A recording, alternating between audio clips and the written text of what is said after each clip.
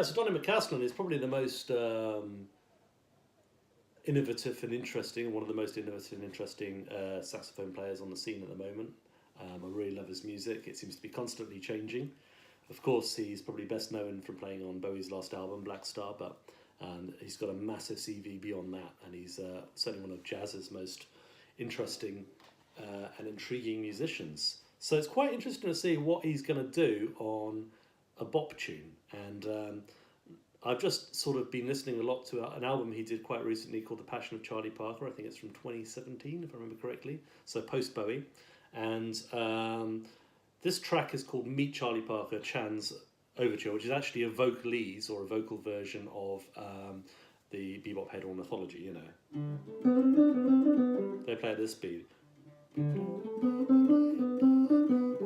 Jing, jing, jing. And actually it's got Ben Monder playing straight fours on it, which is always fun to hear. Yeah, so it's kind of it's really cool. I really like the way they take the tunes out and introduce new things. You know, while it's you know, there's so many kind of Charlie Parker projects that are just sort of straight up. And while I'm always a fan of hearing bop played really well, it's really interesting to hear a musician like Donny McCaslin's take on something which is so familiar, probably to him as well. I mean, I imagine he's spent time as a kid like learning all of the bop that there is, you know.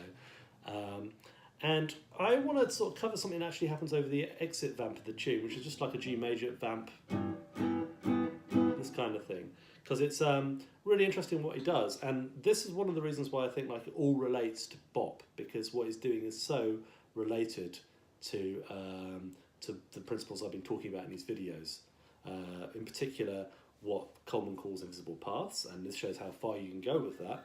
And also very much forward motion. The way he resolves these phrases is very important. And if you want to learn how to play outside convincingly, it's a skill you kind of have to learn. So anyway, let's take the first phrase. I've set up a little kind of trippy, drony loop thing, which is in G major, just so you get harmonic context of what I'm doing, but hopefully not so rhythmic that you know, I have to play everything in time. So the first line goes like this. Play that again, a little clearer. So what's going on with that? Well, first of all, this phrase here, I'm just going to turn it off so you can actually hear it in isolation. That object there is an F sharp triad, starting F sharp major, starting on the C sharp, so the fifth, ending on the fifth. And we've got this weird little second in the middle.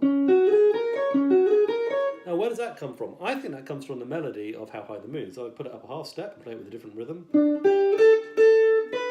And then on the third, you have How High the Moon. And of course, ornithology is based on the melody, or the chords rather, of How High the Moon. Okay? So that's I think that's where this motive comes from. Jordan Clemens or Stephen Harris would also call it quadrad, which is a triad with an extra added note. In this case, it's the second or the ninth. And he does this, which is a kind of enclosure going to B. Now what's B? B is the third of G major. So even though we start with this very weird chord, which is F sharp major,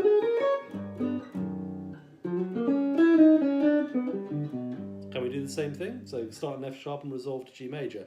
Yes. Now the reason why it works is because of the rhythm.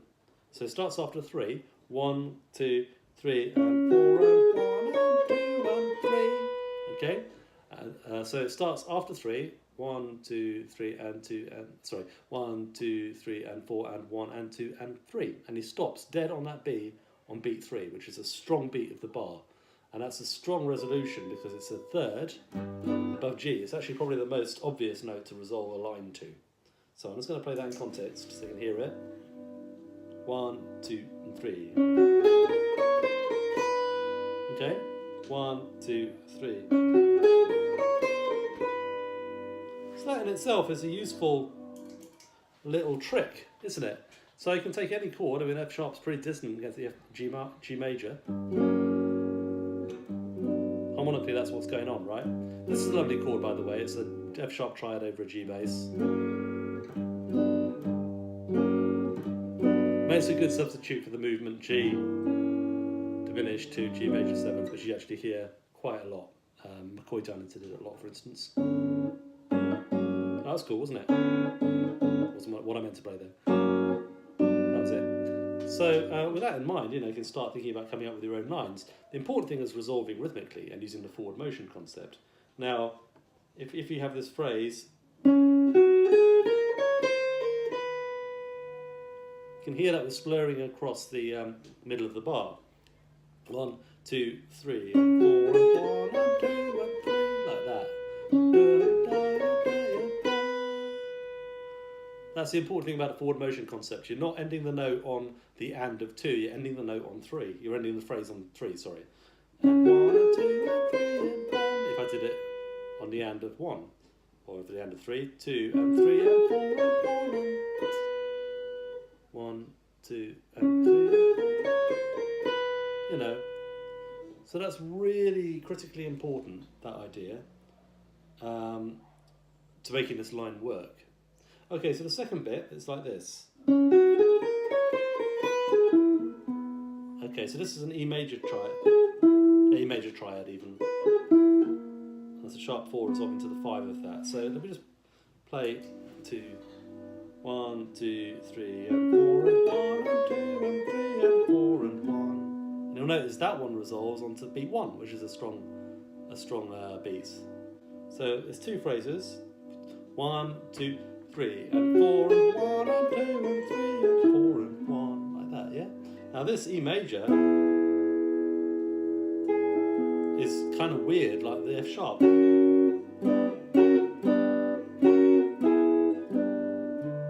Works, I'm not going to sweat too much about the harmonic relationships right now. I just want to show you that you can play a fairly weird triad over a chord, and if you resolve it strongly enough, rhythmically, 1, 2, and 3, it works, right? Okay, so he ends up in beat 1, and the next phrase starts on beat 2. 1, 2, and 3, and 4, and 1, and 2. Do that again. 2, and 3, and 4, and 1, and 2. 2, and 3, and 4, and 1, and 2. So shift it over slightly. We're now resolving to beat 2. It's still the beat, but it's slightly displaced. Okay? Like that. So the same kind of principles apply. It's just like shifting it over slightly rhythmically. That first arpeggio is a G major starting on D. There's a little enclosure, chromatic enclosure of this note, which is B flat. That object there is based on the E flat minor. So I'll turn that off for a second before it does my head in too much. This is E flat minor, but in open position, right? So there's a very similar chromatic enclosure at the bottom of that arpeggio. So 2 and 3 and 4 and 1, and, sorry, 2 and 3 and 4 and 1 and 2, like that, see? Yeah? And we keep going.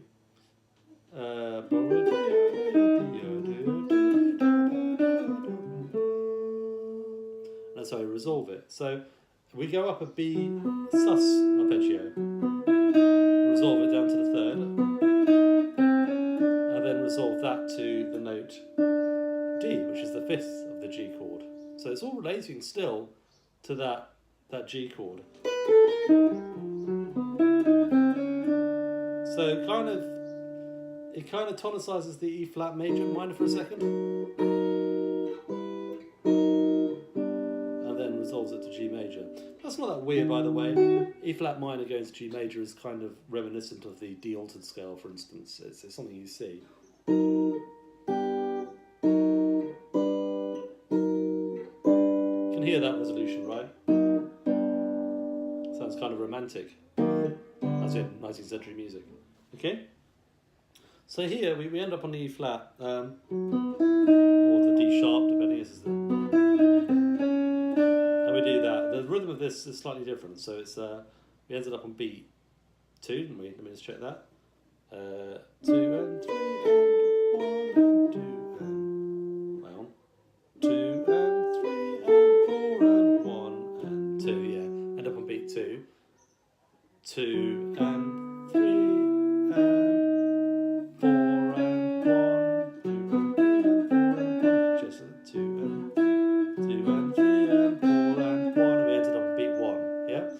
listen to this again. So if I count beat 2, it might feel a bit easier. 2 and 3 and 1 and 2 and... Sorry. 2 and 3 and 4 and 1 and 2 and 3 and 4 and 1. Yep, the result's back to beat 1. So again, we've got this forward motion thing going on.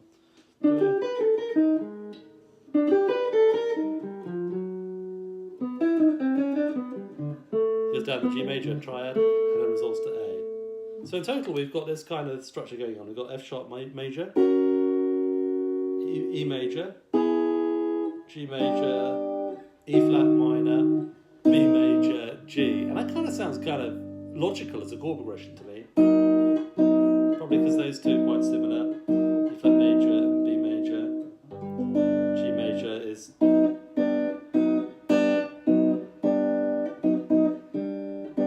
That's kind of very... You know, that's a sound I recognise from Mahler and stuff like that, you know. Star Wars probably as well.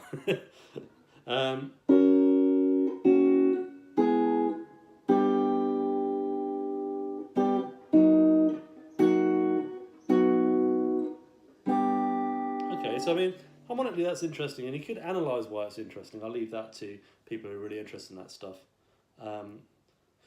I would say, like, it's actually quite good just to practice, you know, resolving random triads. So I mean, something like this.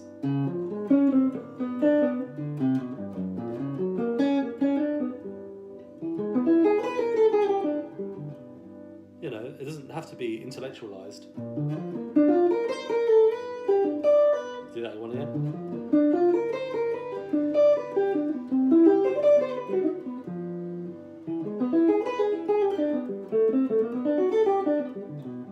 Sounds kind of cool, right?